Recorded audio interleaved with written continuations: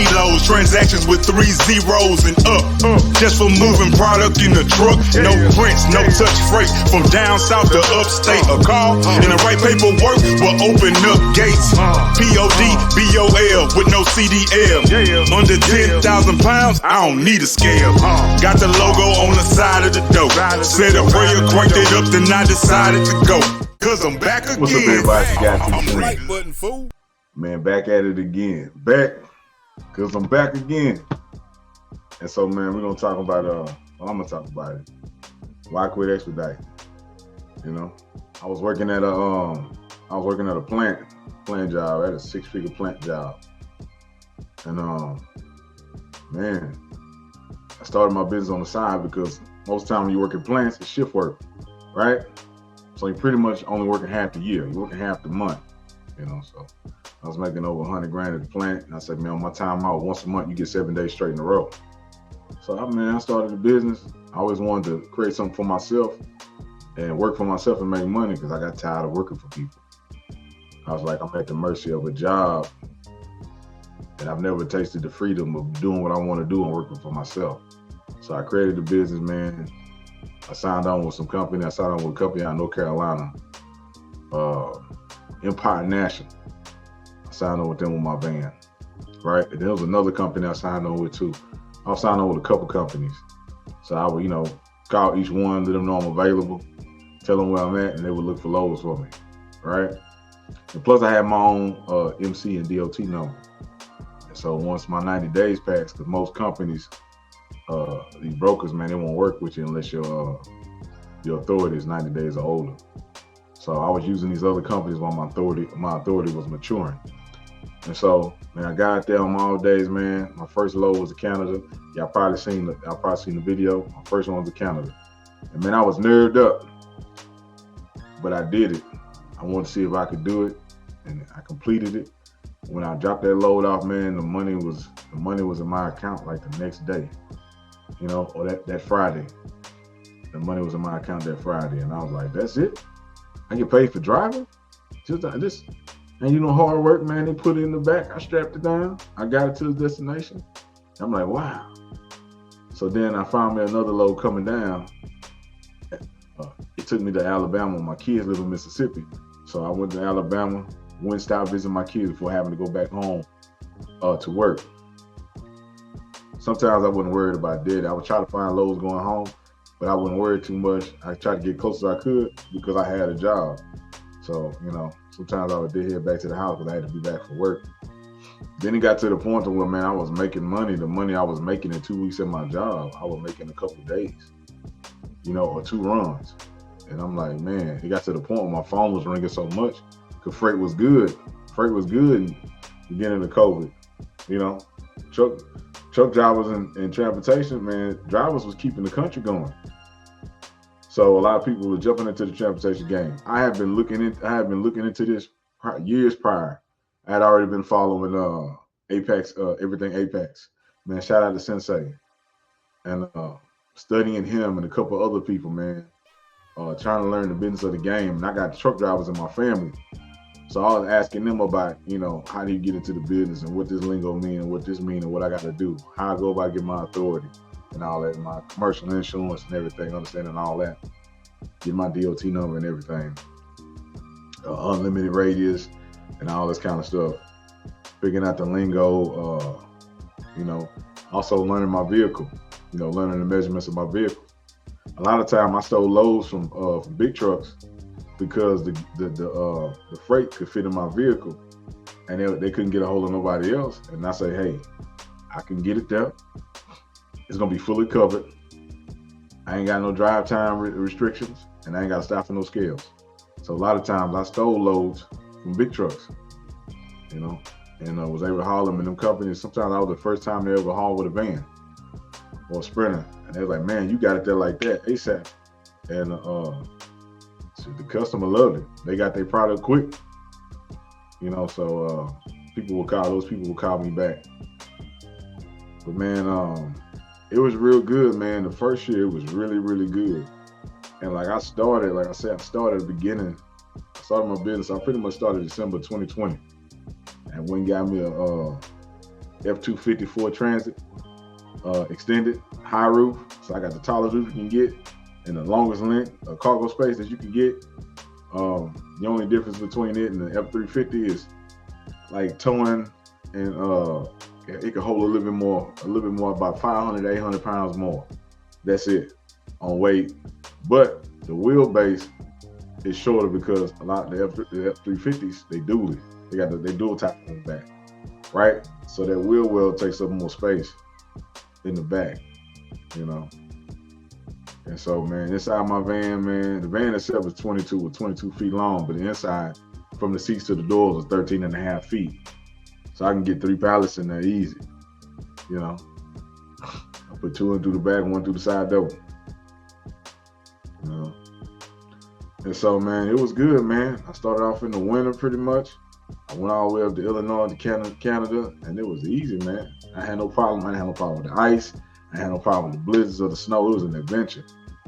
And then, man, I was making money, right? Everything was good. I had pulled some money out of my 401k to make sure I had some backing money for like fuel and maintenance and stuff like that. And I was rolling. I was good at making money.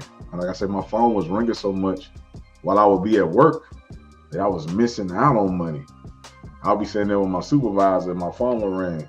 And I'll be like, oh, man, I can't make it. I'll be available on this day. And then I talk to him for a little bit and my phone will ring again. And he said, man, is that money calling you like that, Nate? I said, yeah. He said, you missing out on money because you here at work. So, yeah. He's like, dang. Because my phone was just ringing off the hook for jobs.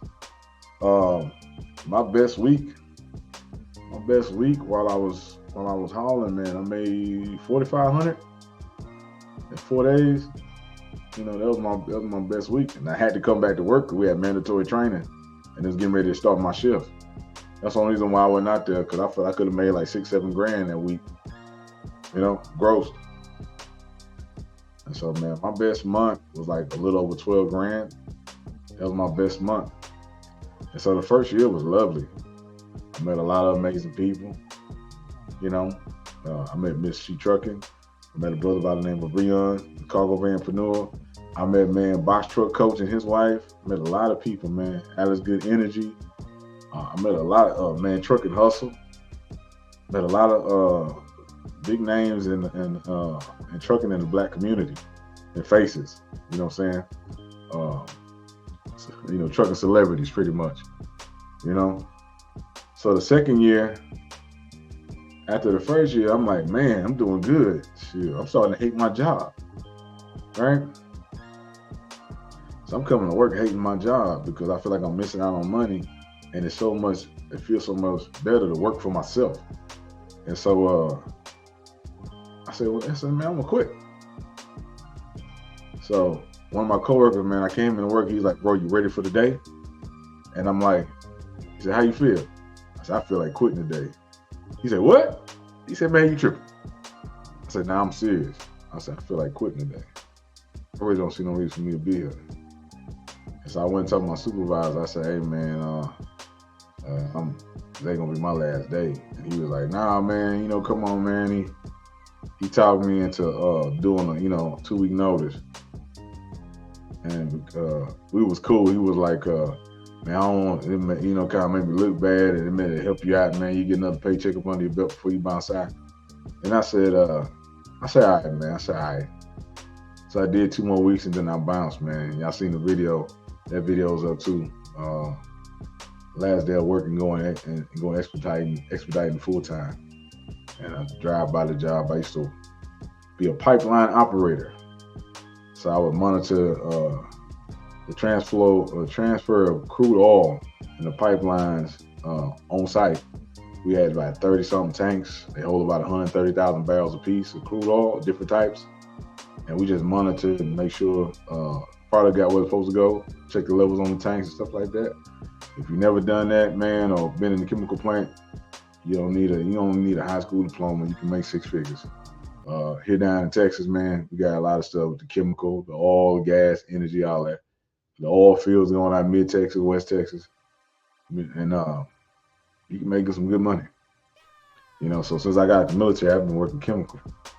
My pops is the truck driver. I remember being a kid, jumping in the truck with my pops and riding with him. So man, I quit that day, man. I jumped in the van and got to hauling freight, and I got to my first destination after quitting my job, and it didn't deliver to the next day, and I was laying in the back of my van, and I was anxiety. Like, did I do the right thing? Was it right for me to quit my job? Because I did have my pops running with me, you know, and so he would run some loads for me, and I would dispatch him while I'd be at work, you know. But I like to be out on the road more, so I said, man, I'm just gonna do it full time. And so, man, but I had some second thoughts. So, man, I couldn't even really sleep that night. I was thinking, I said, man, what did I do? Did I mess up, man? Did I make the right choice? And I'm like, bro, you already been doing this. You know you make money from it. So, man, just stick with it. So, yeah, man, I calmed down, delivered that load, and hauled for, man, about another year. I hauled for about 2 years. But that second year, I ran into some obstacles. Man, I got stuck in like clay dirt. I got stuck in snow. Nobody would help me. I had to call a record truck to come pull me out. People just watching me, and it cost me about $300, $400 for them to pull me out. And because I pulled into a gas station and got stuck, I couldn't see. It was so much snow that you couldn't see the ditch from the driveway. You know, it was all even. So what I thought I was pulling into the gas station, my back wheel was actually in the ditch, and my van was leaning, and I couldn't get out. You know, so the guy had to come pull me. And matter of fact, it was so much ice and snow. He had to pull me to the gas pump, and then he had to pull me out of that gas station back to the road so I could get on the road and get going. I couldn't wait to get out of the town. But also that year too, man, I made a video called Killer Ice Baby. Cause man, I slid on some ice up in Illinois and wound up getting thrown into oncoming traffic on the other side of the highway. And so, man, could have died that day. At that time, I was loaded too, man. And I was like, man, I'm taking my ass back to Texas. But I still had the load to deliver. I was like, I gotta still deliver this load. So, man, I got it up there, man. I found me something coming straight back to the south. Cause I had a friend, and she drive a truck, and she was like, when the winter comes, she said, I sit my ass down. She said, I make my money and I stack up so I don't have to drive in the winter. She said, because the freight slow down anyway, because everybody going on vacation, the company's going on vacation, and it's not going to pick back up really to February. So she said doing like it after Thanksgiving until like February, she chilled. And the first year she told me that because I kept working, I was like, all right, I'm good. But that second year, it got really, really slow around that time, around the holidays. And then I damn near almost died. And I was like, yeah, she was telling the truth. You know, so when, you know, you got bills still coming out and ain't no money being made, you know, the bills coming out, whatever you make is dwindling down. So now instead of having two incomes, I'm just depending on the one income from the van. The whole time I'm driving the van, I'm trying to find dedicated lane. I'm trying to find cut trace so I can kind of stay in Texas. And you know, and have some dedicated money coming in. But I couldn't find, every time I thought I had a dedicated lane or a contract, something would fall through, you know? And so it was about 3 or 4 times I was supposed to have like a dedicated lane, and it didn't happen. So yeah, that upset me. There's a company I used to run to Laredo, Texas for them all the time. And they was like, man, we use you so much through this other company. How about we just cut them out the way and just deal directly with you? Everybody knows you. Everybody likes you. But I guess they didn't want to pay me that money. So they told me they was going to decide to stick with the company that was hiring me, that I was running up under to do the work. So money got tight. Fuel cost was high. Around that time too, man, like around the beginning of, so I did it for about 2 years. So right around like 2022, man, fuel price was high. I'm paying $1,300 a month commercial insurance for unlimited radius, so I can go anywhere in America. And man, the rates was going down on the loads. And these people were trying to have people run for 60 cents. And, you know, man, like I say, shout out to Everything Apex, man. Like he said, man, when you run for stuff like that, you bring it down for everybody. So there's some cats out here, man. There's some cats out here running for that amount of money, but they not the cats that's running for them low lows like that. They're not even American. You know, most of them was illegals, or they came from other countries. So man, that little money they're getting, yeah, it go a long distance in their home country, but that don't work here. You know, you 60 cents, you running for free. Like Apex say, man, a lot of these people don't know they cost per mile. My cost per mile was like, I think it was 82, 85 cents. It's been a while. But I never ran for that.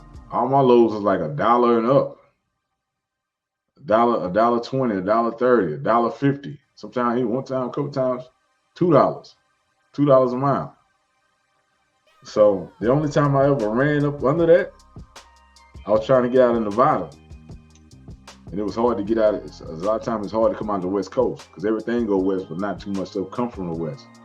So they had a load that was going to Chicago. There's pretty much what they were paying, pretty much 80 cents a mile. They wouldn't budge. But I know it's a lot of freight for cargo vans out of Chicago, out of Illinois. So I said, man, they're gonna put me in a good spot. I'll take this just so I can get up out of here. And that's the only time I ever took something below $1. You know? Well, shit, really, most time if it wasn't $1, it might be like 90 something cents, 95, 98 cents, something like that. Yeah, but that 80 cents was the lowest I ever. That's the lowest I ever took. That was the only time I ever went in the 80s. So yeah, but that was to get me out of Nevada. I was by Las Vegas, and get myself to Illinois where I know the freight was at. So I left out of there, went to Illinois, and then got a load going to Tennessee. That's a freight going to Tennessee. And then I try to find me something coming back too, so I can visit my kids in Mississippi and bring them, or either bring my butt home. But yeah, man, it was getting scarce. It's like I found myself sitting for days sometimes because the carriers that I was hauling for, they would tell me they got the load, then they call me back and say, nah, this load got canceled. Or they couldn't find me anything. Like I was getting to the point to where I also had apps, and the apps would help me locate freight in the cities I was at. Usually time when they couldn't get me out of there, I would turn on these apps. And those apps would help me get up out of those cities, those spots where it's kind of dry, hard to find freight getting out. But it got to the point where the freight was scarce. The rates was low. The freight was scarce for that type of vehicle, and the fuel prices was high. So man, I found myself running, man, pretty much from load to load, surviving from load to load. You know, and I was like, man, this ain't good. It got bad. Loads are getting canceled. I think I seen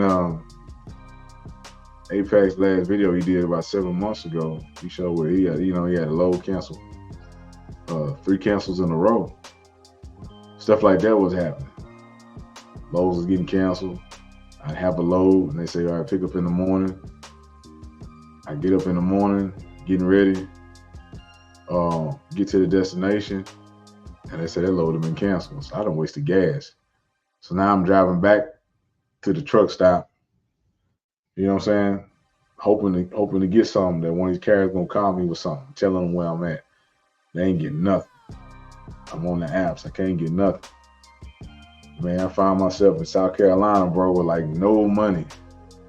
I had enough just to fill up my gas tank. I found a short load. I hauled that to get some money to add to what I had.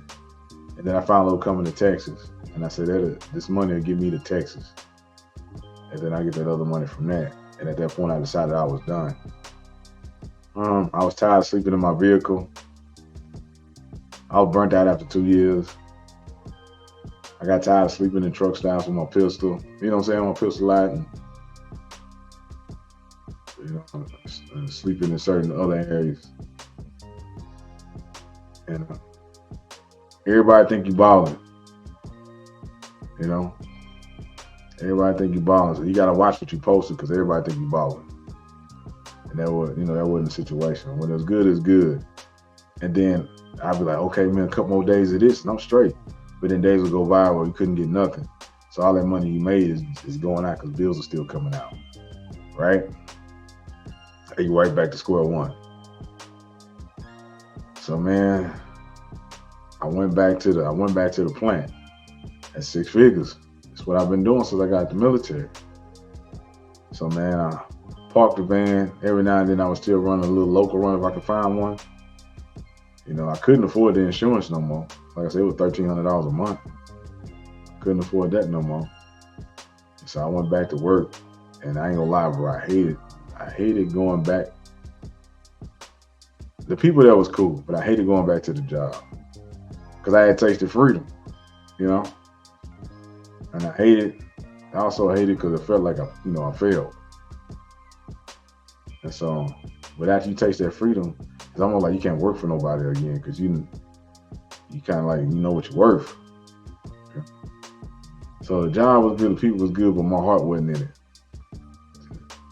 My heart wasn't in it. So I was only there for a little bit. There was a lot of people, man, they was creating content left and right. You don't see them so much no more, right? Because it's scarce. A lot of people, even the ones you used to see on the regular, ain't posting like they used to post. I've seen some people, come make some comebacks. They disappear for a long period of time, and they had sponsors or affiliates and all that kind of stuff on their content and their channels. It looked like they was conquering the world, but you hardly see them now. And it's a lot of people, whether it's cargo van, box truck, or whatever. You see a lot of people leaving because there's a lot of people saying ain't no money in trucking, transportation. These people that's been in the game for a minute, and they's like, man, this ain't the time to be buying no equipment, no nothing. They say, because ain't no money in trucking no more. And you seeing people that's been at it for a long time. They've been in this field for long. They vets. And they talking about ain't no money. Times is bad right now. You got burnt out, bro. You got burnt out. I wanted to be in my bed every night. So, I'm tired of losing. I've seen all America, man. I'm a veteran too. So, man, I've been around the world. I've seen them. I've been driving across the country. Those 2 years of me getting paid for driving across the country. So I've seen a lot, man. I met a lot of people. It inspired me to create good transportation music. For those that's still out there in the business, man, jamming the album is good. You'll love it, man. Transportation music album by Swin. And that music's true. That music's true to what you experience on the road, and it's true to those my family members. Like everybody on my pop's side, my pops, all his brothers, all my uncles, they all truck drivers. You know what I'm saying? I grew up around truck drivers, and my dad's friends are all truck drivers. So the music is still jamming music. Man, I met so many amazing people.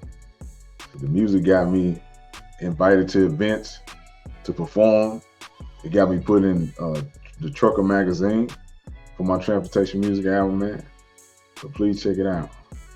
But yeah, I stepped away, man, because wasn't making no money. The cost of run was costing me too much. The rates was low, and the freight was scarce.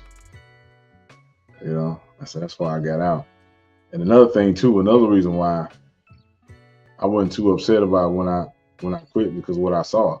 I read an article somewhere out west in the States that Amazon has self-driving box trucks and cargo vans. And they was already testing them out. It's like, shit, I can't compete with Amazon. They're gonna have that on lock. Because they already phasing people out with self-driving semi trucks.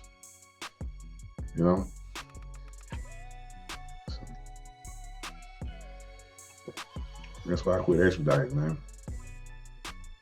It got real hard to make $1, make a living. It was hard to find freight. Fuel prices, man. Fuel costs was high. It was eating me up, man. I was spending a little over $2,200 a month in gas. It was killing me. So there's a couple times too, man. I went to the emergency room, but I was chasing money. One time I was up for 3 days, dropping off load, money, go get another, boom, drop it off. I wound up in the emergency room in Miami. Another time I wound up in the emergency room in Louisville, Kentucky. And my feet had swollen up, my legs, everything, man. My arms I had nerve pain, like shooting down my arm. Tears were coming out of my eyes, man. My hands had swollen up fingers that swole up like hot dogs. Man, I was pushing myself to the limit, trying to make money, trying to keep everything balanced and afloat back home, trying to still look like Superman to everybody that's dependent on me, right?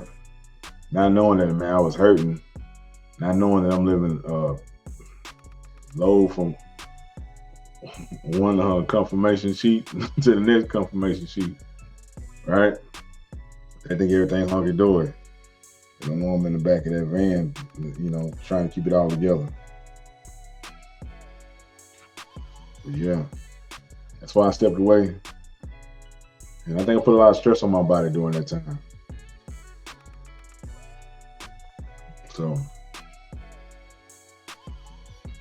I had to get somewhere I could be home, where I could rest and sleep in my bed every night. And that's why your boy left Expediting.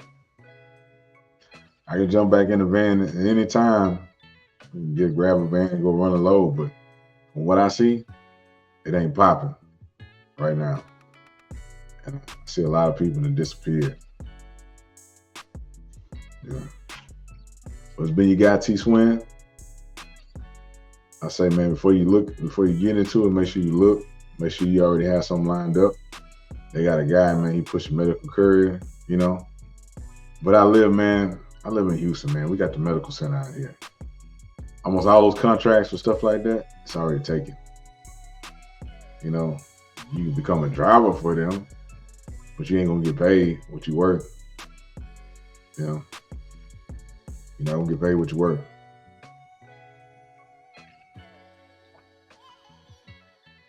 It's your guy Swin, man. Make sure you still check out the album, Transportation Music album, Music Jams, whether you in the behind the wheel or not. Music Jams. Make sure you go get my book. Make sure you get the book. Love is for Suckers. Available now. It's available on Kindle. It's available on Audible. Make sure you get the book. Check it out. You'll love it. Multifaceted. You know what I'm saying? This has been your guy Swin. Check me out on the Men Can't Always Be Wrong podcast. Make sure you check out, man, all the amazing podcasters over there at CTR Media Network. Shout out to my boy JB, my co-host of the Men Can't Always Be Wrong. Shout out to my boy LDC1, man, my partner in crime, partner in rhyme on the music. My twin brother Captain T out there on the water, man, swinging them boats. Man, shout out to everybody that's been rocking with me for all this time. I appreciate your love. I appreciate your subscriptions. I appreciate you watching my content. I appreciate you guys rocking with me, man, while I was out there on the road. I appreciate it, man. I remember the first time, man, I was in Phoenix, man. This dude pulled up on me. The dude was in a Crown Vic. Man, most people drive Crown Vics, they gangster, right? So I'm on the highway, and the Crown Vic is speeding up, man, get on the side of me. And I'm like, what the hell this dude want? And he flagging me, and I sped up. He sped up too, man. So I had a pistol in my lap. He pulled up. He come up on my driver's side. He was on my passenger side first. Then he pulled up on my driver. I put the window down a little bit. He said, man, I watch you on YouTube, man. I watch your show. He gave me the thumbs up. I said, oh, okay. I thought somebody had to get me, So I called my homegirl, and she's like, oh, you a celebrity? I was like, Shoot, I didn't know that. I thought my life was in danger.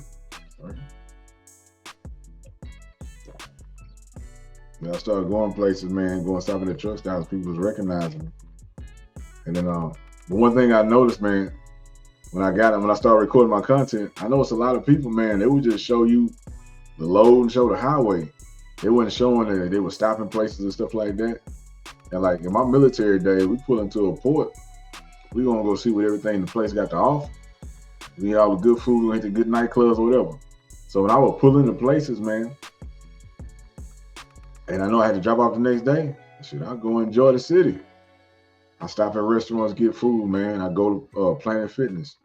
I go work out and shower. You know what I'm saying? Because I noticed a lot of people in the trucking gang, they was out of shape. A lot of people was overweight. So I wanted to show people that you can be on the road and be in shape, you know what I'm saying, and look good.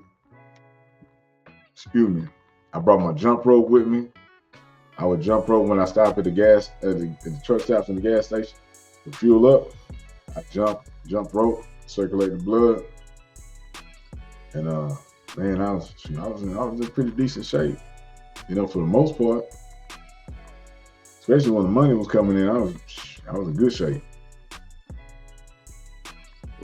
But when the money started slowing up, I was stressed about getting run after run. So stressing my body out, I wasn't getting no sleep. 5-hour energy drinks, all that. Monsters, Ghosts, all that. Bang, and that stuff ain't good for your body. It ain't good for your body. Not at all. But it's your guy T-Swin. I'm out. If you're on the road, man, y'all be safe out there, man. And if you got your van, try to lock you down a contract, a dedicated lane, so you won't go through the same thing. You know, and if you can, try to lock down more than one contract or dedicated lane. So when that one person contract is up, they decide not to deal with you anymore, you already got something else. So that's my advice. Try to find you a dedicated lane in this. Find you a dedicated customer. Because it's gonna be real hard when we trying to use load boards or you got other people trying to bid on stuff, because if it's a thriving place, everybody gonna be bidding on the same load. You know?